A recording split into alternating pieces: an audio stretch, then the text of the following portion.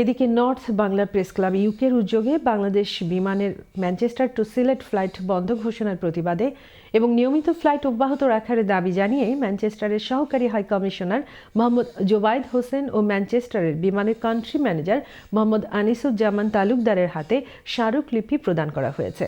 বিস্তারিত জানাচ্ছেন আমাদের স্ক্যানথর্প ও হাল প্রতিনিধি জামাল আহমেদ। ক্যামেরায় ছিলেন Abdullah Al Aziz. North Bangla press club ইউকের উদ্যোগে বাংলাদেশ বিমান ম্যানচেস্টার টু সিলেট ফ্লাইট বন্ধ ঘোষণার প্রতিবাদে রবিবার দুপুর 1টা থেকে 4টা পর্যন্ত এক প্রতিবাদ সভার আয়োজন করা হয়।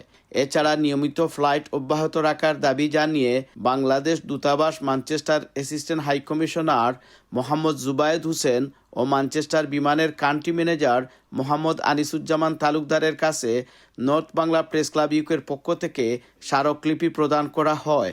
নর্থ বাংলা প্রেস ক্লাব ইউকের কোষাধ্যক্ষ এনামুল আলমের পরিচালনায় সভাপতিত্ব করেন ক্লাবের সভাপতি শহীদুর রহমান জামাল।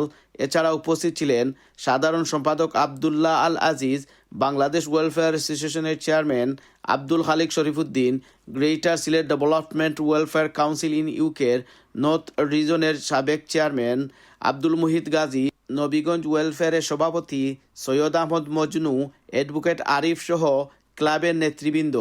বিমান বাংলাদেশ এয়ারলাইন্স আগামী মার্চ থেকে রুটটি বন্ধের ঘোষণায় নর্থের ব্রিটিশ বাংলাদেশিরা কঠোর আন্দোলনে নামবে বলে চ্যানেল এসকে জানায়। আন্দোলন করব, যা কোনোদিন আপনারা শুনেন নাই দেখেন নাই। আমরা এইটা বন্ধ হতে দেব না। ম্যানচেস্টার থেকে আমরা সিলেট গেলে আনতে পারি, এই অনুরোধটা আমি সরকারের কাছে থাকবো।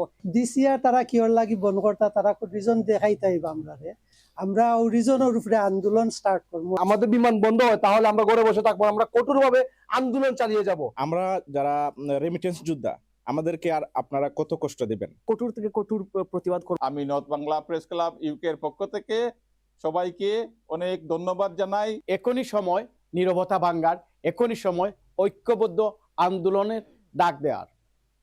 Jamal Ahmad, channel S news, স্কান্তব।